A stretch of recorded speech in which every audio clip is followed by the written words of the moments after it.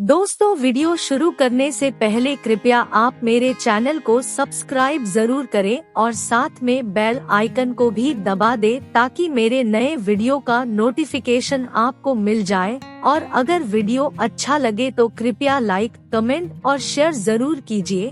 अब देर न करते हुए आज की साखी शुरू करते हैं। एक बार गुरु नानक देव जी और भाई मर्दाना लोगों का उद्धार करते करते सतघरा नाम के एक गांव में पहुँचे। वहां जाकर उस गांव के बाजार में एक दुकान के सामने भाई मर्दाना जी के साथ एक वृक्ष के नीचे बैठ गए। उस गांव में एक बहुत अमीर शाह रहता था जिसने काम करने के लिए बहुत सारे नौकर रखे हुए थे। अमीर शाह बहुत काम करता था और उसका पूरा दिन व्यापार में ही निकल जाता था और उसका ध्यान भगवान की भक्ति की तरफ बिल्कुल भी नहीं था। उसे रूहानियत की कोई खबर नहीं थी। वो हर समय अपने व्यापार की चिंता में पड़ा रहता था। उसके पास धन की कोई कमी नहीं थी। जब भाई मर्दाना जी ने उसको देखा तो भाई मर्दाना ने गुरु जी से कहा, ये व्यक्ति बहुत सुखी लगता है क्योंकि जब से हम यहाँ पर बैठे हैं इसने हमारी तरफ बिल्कुल भी ध्यान नहीं दिया और इसका पूरा का पूरा ध्यान अपने काम में है। दान पुण्य करने वाला भी ये लगता नहीं और संतों से मेल मिलाप वाला भी नहीं लगता। ये कभी भी किसी की सेवा नहीं करता दिखाई देता, लेकिन फिर भी ये बहुत सुखी दिखाई देता है। भाई मर्दाना की बात सुनने के बाद गुरु नानक देव जी ने कहा, पापों की रीति सदा दुख ही देती है। इस संसार में जिनको ज्ञान प्राप्त है वही सुखी रहते हैं। जैसे कि बिना सूर्य के कभी दिन नहीं हो सकता, उसी प्रकार ज्ञान के बिना कभी किसी को सुख नहीं मिल सकता। और ये कहने के बाद गुरुजी ने भाई मर्दाना से कहा, मर्दानिया, अगर तुझे वो सुखी दिखाई पड़ता है तो जाओ जाकर उसका हाल पूछ लो। गुरु नानक देव जी की ये बात सुनकर मर्दाना अमीर शाह के पास गया और उसको कहा, आप बहुत सुखी दिखाई दे रहे हो। आपने कौन से पुण्य किए हैं जिसके कारण आप इतना सुखी जीवन व्यतीत कर रहे हो? उसने भाई मर्दाना को एक फकीर के वस्त्रों में देखकर प्रणाम किया और कहा, महात्मा जी, दूर के ढोल हमेशा सुहावने लगते हैं। आप मेरी हंसी पर मत जाओ। इस संसार में मेरे जितना दुखी और कोई नहीं है।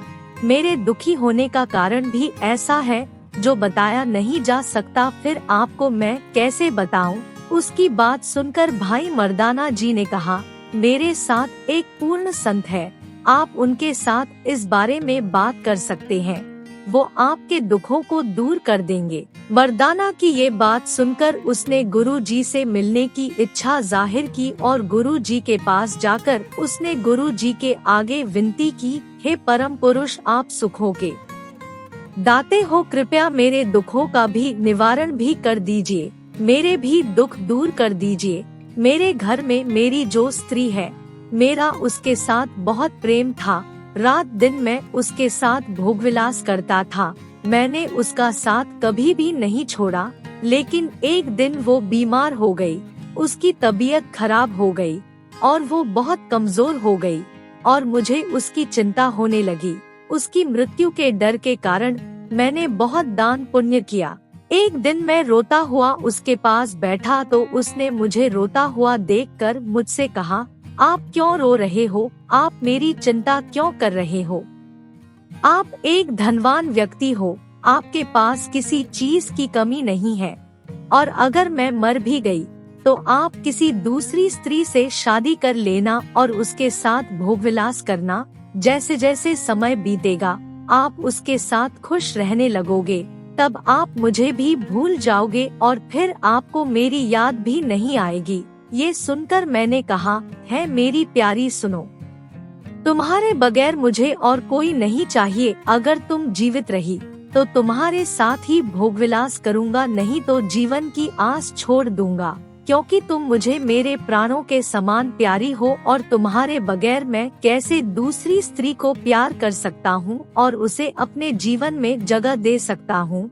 ये सुनकर मेरी स्त्री ने कहा, हे पतिदेव, अगर मैं जीवित रही तो आपकी इन बातों को सच मानूं और अगर मैं मर गई तो आपकी ये बातें मैं कैसे स्वीकार करूं? क्योंकि अभी मैं जीवित हूँ, इसलिए आप मेरे साथ ऐसी बातें कर रहे हो, लेकिन आपके मन के अंदर कुछ और चल रहा है। मैं अपनी स्त्री की ये बात सुनकर दंग रह गया कि ये मेरे बारे में ऐसा सोचती है। लेकिन भगवान की दया से कुछ समय बाद मेरी स्त्री तंदुरुस्त हो गई, और जब वो ठीक हो गई तो वो पराये मर्दों के साथ संबंध बनाने लग गई। वो जिसको चाहती उसको बुला लेती, और उसने तो लोकलाज भी छोड़ दी है।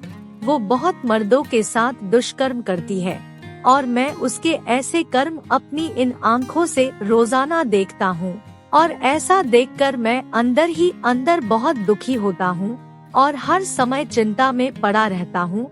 इसलिए मैं आपको कह रहा हूँ कि इस संसार में मेरे से बड़ा दुखी और कोई नहीं है, क्योंकि मेरे पास मेरे इस दुख का कोई उपाय नहीं है। इसलिए मैं इस समाज में लज्जित होता रहता हूँ। ये सुनकर गुरु नानक देव जी ने कहा, पिछले जन्म में तुम जैसे कर्म करके आए हो, उसी के आधार पर इस जन्म में सुख और दुख भोग रहे हो। जो पिछले जन्मों में तुमने किया है, उसी का फल मिल रहा है। दान पुण्य करने से सुख मिलता है, पाप करने से दुख मिलता है। जिसने जैसे भी कर्म किए हैं, उनको भुगतने के बगैर छुटकारा नहीं मिल सकता। इसलिए जब भी हमारे ऊपर कोई संकट आए तो उसमें भी हमें करतार की मर्जी समझनी चाहिए। गुरु नानक देव जी के ये वचन सुनकर अमीर शाह ने गुरु जी के चरणों में अपना सिर रख दिया और कहा, आपके वचन साबुन जैसे हैं, जो मन की मैल को धो देते हैं। अब आप मेरे साथ मेरे घर चले और अपने चरण मेरे घर पर डालकर मुझ पर कृपा करें। उसकी ये प्रार्थना सुनकर गुरु जी उसके साथ उसके घर चले गए।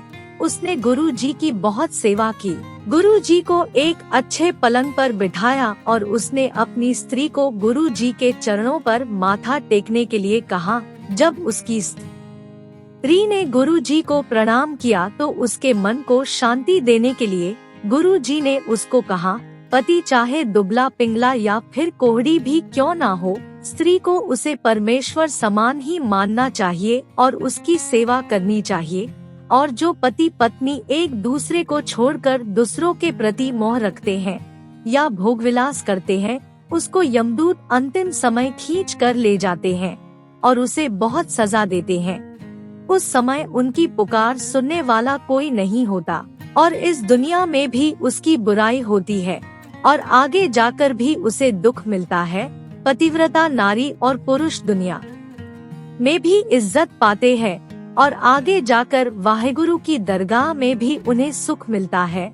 ये सुनकर यमों के डर के कारण उस स्त्री ने सद्गुरु के चरणों पर माथा टेका और कहा, गुरु जी मैंने बहुत पाप किए हैं, कृपया मुझे बख्श ले। गुरु नानक देव जी ने उसकी बात सुनकर कहा, तुम्हारे पिछले किए गए सभी पाप क्षमा कर दिए गए हैं और अब से कोई भी ऐसा कर्म ना करो। पति पत्नी एक दूसरे की आज्ञा के अनुसार रहो और सुख देने वाले उस सच्चे नाम का सुमिरन करो। इस तरह गुरु नानक देव जी उन्हें उपदेश देकर वहाँ पर रात व्यतीत की और उसके बाद गुरु जी संसार का भला करते हुए अपनी अगली उदासी पर चले गए।